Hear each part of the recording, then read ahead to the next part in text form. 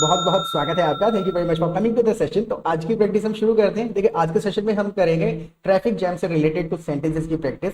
हर sentence का structure, logic, grammar समझते हुए जाएंगे, वोकैबुलरी सीखेंगे। So I be sharing my screen with you. Screen में आपके साथ में शेयर कर देता हूँ। प्रैक्टिस करने का बेस्ट तरीका बस यही है कि whatever you see on the screen in English, you repeat every sentence after me loudly. और दूसरा, ये जो हिंदी के सेंटेंसेस हैं ये क्वेश्चन नहीं है और इंग्लिश उनका आंसर नहीं है। इन्हीं बातों को कहने का अगर कोई आइडिया, कोई सेंटेंस आपके माइंड में आता है तो कमेंट सेक्शन में लिखिएगा। अगर आपके सेंटेंसेस ठीक होंगे, मैसेज को कन्वे कर रहे होंगे, then I will give you a like. और अगर गलत होंगे तो हम उनको करेक्ट कर देंगे। ऑलराइट, सो मैं अभी ट्रैफिक जैम में फंसा हुआ हूँ।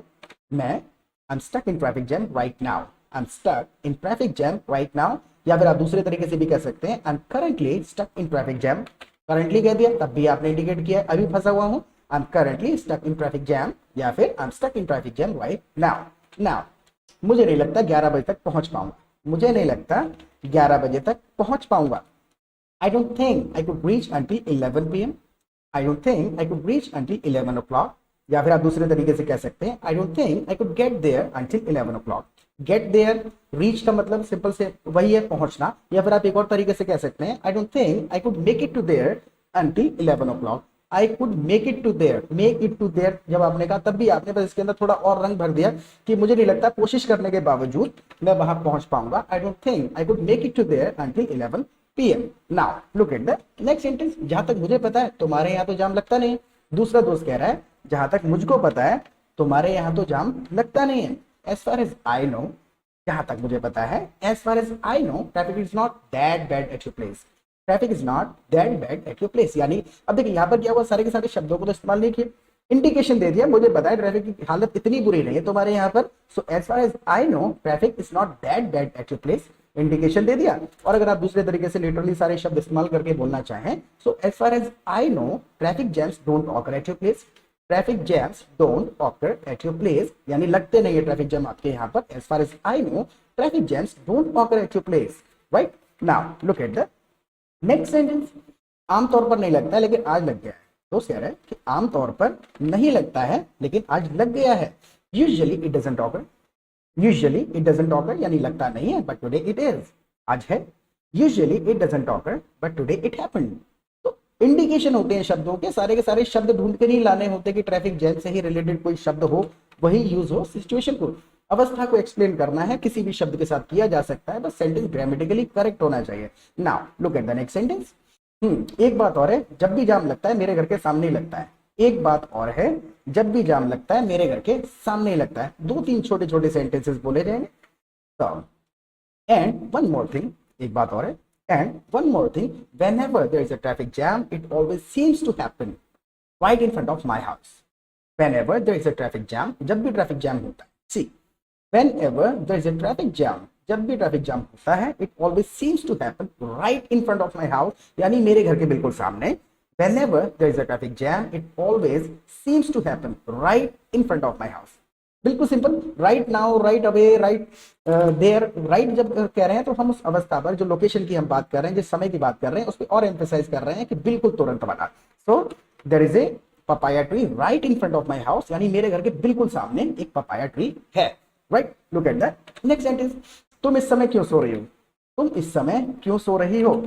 Now why are you sleeping at this time? Why are you sleeping at this time? Now wife is replying कि ऐसा लग रहा है मुझे बुखार आएगा। ऐसा लग रहा है मुझे बुखार आएगा। I feel like I get a fever. I feel like I get a fever या फिर I am likely to get a fever. आप ऐसे भी कह सकते हैं, महसूस हो रहा है आपको, खुद से अपने बारे में कह रहा है, I am likely to get a fever. किसी और के बारे में आपको कहना है, आप कह सकते हैं he is likely to get a fever. Likely का मतलब है अगर आपको लक्षण दिख रहा है किसी व्यक्ति में, ऐसा महसूस हो रहा है आपको कि वो तुरंत फ्यूचर में होने वाला है, तो लाइकली का आप इस्तेमाल कर सकते हैं। जैसे मौसम देख के आपको लग रहा है बारिश होने वाली है, इट्स लाइकली टू रेन, आप ऐसे कह सकते हैं। Now look at the next sentence. मैं जो दवा लाया था वो तुमने खा ली क्या? मैं जो दवा लेके आया था वो तुमने खा ली क्या? एक चीज और है, अगर आप चैनल पे पहली बार आए हैं तो प्लीज सब्सक्राइब जरूर कर लीजिएगा, क्योंकि क्वालिटी कंटेंट अपलोड करते हैं हम हमारे चैनल पे। पहली बार अगर आप वीडियो देख रहे हैं तो प्लीज चैनल को एक्सप्लोर जरूर करिएगा। और दूसरा, आप हमारी लाइव क्लासेस भी अटेंड कर सकते हैं हमारे एप्लीकेशन पर। लाइव क्लासेस का फायदा क्या होगा? सबसे पहले तो हम आपको अपने कम्युनिटी में, अपने ग्रुप में ऐड कर लेंगे, जहां पर आप दूसरे पार्टिसिपेंट्स के साथ प्रैक्टिस कर सकते हैं, चैटिंग कर सकते हैं, फोन पे बात कर सकते हैं। You will find your kind of people there. और शाम को जब हमारे लाइव सेशन होते हैं तो वहां पर भी we simply come together every evening and we discuss English for 2 hours. 2 घंटे केवल डिस्कशन चलता है। किसी को अपने क्वेश्चंस पूछने हैं, किसी को अपने तरीके से सेंटेंस बनाया है उसने कि ये ठीक है या गलत है, तो डिस्कशन में जब आप बैठेंगे 150-200 सेंटेंसेस रोजाना सुनेंगे, उन सेंटेंसेस को अडॉप्ट कर लेंगे, लॉजिक क्लियर हो जाएगा, कंसेप्ट क्लियर हो जाएंगे, डाउट क्लियर हो जाएंगे and will start speaking English fluently fast the way you want. Right, atmosphere का सारा गेम है, तो जितना ज्यादा हो सके अंग्रेजी को सुनिए, माहौल में समय बिताइए जहां अंग्रेजी बोली जा रही है, डिस्कस हो रही है। फीस बहुत ही मिनिमल है, बहुत ही छोटा सा अमाउंट चार्ज करते हैं हम। तो 2 काम आपको करने हैं, चैनल को सब्सक्राइब कर लेना है और लाइव क्लासेस में जरूर आना है। और प्लीज पूरा सेशन देखने के बाद फीडबैक जरूर दीजिएगा कि इस सेशन आपके लिए यूजफुल था, इससे कुछ समझ में आया या नहीं आया। ऑलराइट, सो मैं जो दवा लाया था वो तुमने खाली क्या? मैं जो दवा लाया था वो तुमने खाली क्या? Have you taken the medicine that I bought? Have you taken the medicine that I bought? ये देखिए, ये हमने क्या करा है, सारे के सारे शब्द इस्तेमाल करें, लेकिन इसको और छोटा किया जा सकता है। पहले तो नेचुरली हम इसको बोलने की कोशिश अब करेंगे तो हम डिड के साथ इस्तेमाल करते हैं। वो जब सुनेंगे ना, जब 50-60 सेंटेंसेस सुनेंगे कॉन्वर्सेशन में, सिचुएशन के साथ, तो समझ में आएगा। So did you take the medicine I brought? Did you take the medicine I brought? इतना कह के छोड़ दिया तो आपने पूरी की पूरी बात पहुंचा दी कि जो दवा मैं लाया था तुम्हारे लिए वो तुमने खाई क्या? Did you take the medicine I brought? बिल्कुल simple. Now look at the next sentence. उससे कोई फायदा नहीं हुआ। नाउ वाइफ इज रिप्लाइंग, उससे कोई फायदा नहीं हुआ। It didn't help, it didn't help, it didn't work. बिल्कुल, मतलब काम नहीं बना, मदद नहीं मिली, वो उसका ट्रांसलेशन नहीं है। ऐसी कंडीशन में ये बोल दिया जाता है जैसे कि क्या ग्रामर सीखने से कुछ फायदा मिलेगा? Would learning grammar help?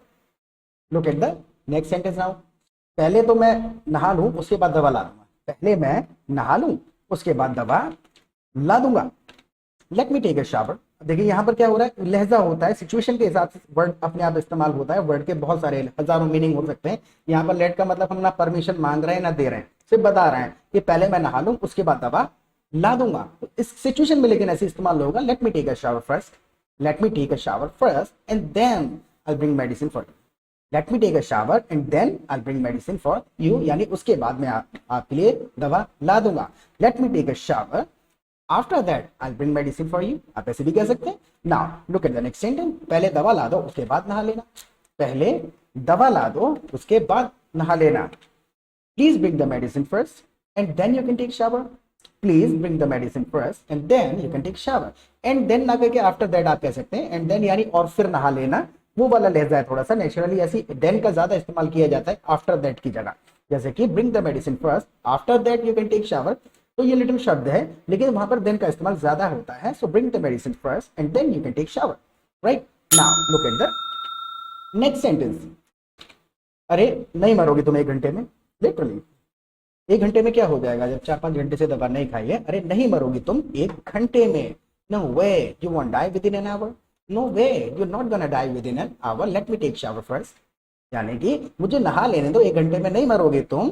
No way you are not going to die within an hour. Let me take shower first and then I bring medicine for you.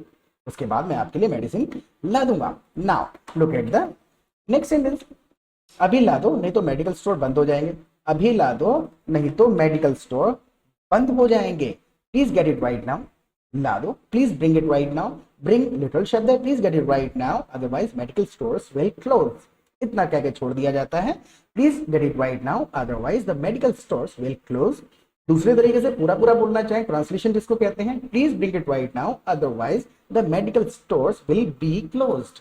आप वैसे कहेंगे तब भी कोई गलती नहीं है, तब भी वो ग्रामेटिकली ठीक रहेगा और मैसेज पहुंच गया है, लेकिन अननेचुरली छोटा किया जाता है सेंटेंस। छोटे में बोलना चाहते हैं, please get it right now otherwise the medical stores will close. सारे के सारे स्टोर्स बंद हो जाएंगे। नाउ मेरी जिम्मेदारी है चाहे कहीं से लाके दूं तुम्हें दवा ला दूंगा। मेरी जिम्मेदारी है चाहे कहीं से लाकर दूं तुम्हें दवा ला दूंगा। It's my responsibility, it is my responsibility no matter from where I get you the medicine. 3 छोटे छोटे सेंटेंसेस हैं। इट्स माई रिस्पॉन्सिबिलिटी, मेरी रिस्पॉन्सिबिलिटी है। नो मैटर फ्रॉम वेयर, कोई फर्क नहीं पड़ता कहां से लाऊं। No matter from where I get you the medicine. Right, अब इसमें फ्रॉम भी आप हटा सकते हैं। It's my responsibility no matter where I get you the medicine.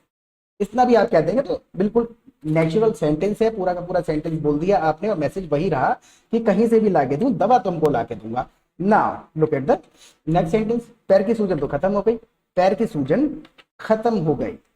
The swelling in leg has gone down, the swelling in leg has gone away, the swelling in leg has reduced, reduced भी आप कह सकते हैं, gone down का भी मतलब वही है, गॉन अवे का मतलब भी वही है, खत्म हो गई, कम हो गई, मतलब डिसअपियर हो गई कुल मिला, right. The swelling in leg has gone down यानी कि खत्म हो गई है, या फिर the swelling in leg has gone away, fever चला गया, बुखार उतर गया, the fever has gone away, right. Now look at the next sentence, सूजन खत्म हो गई लेकिन दर्द अभी भी है, सूजन खत्म हो गई है लेकिन दर्द अभी भी है, the swelling has reduced, the swelling has gone away but the pain is still there, the swelling has gone down but the pain is still there, दर्द अभी भी है। अब still there यानी कि पेन अभी भी वहां पर है का मतलब नहीं है, अवस्था की बात हो रही है, तो there है, here है, ये सारे शब्दों का केवल अपना यूसेज है, शब्दों का अपना रोल है, इंडिकेशन है, इनका कोई हिंदी मीनिंग नहीं है, समझने वाली बात यह, नहीं तो कंफ्यूजन पैदा होंगे।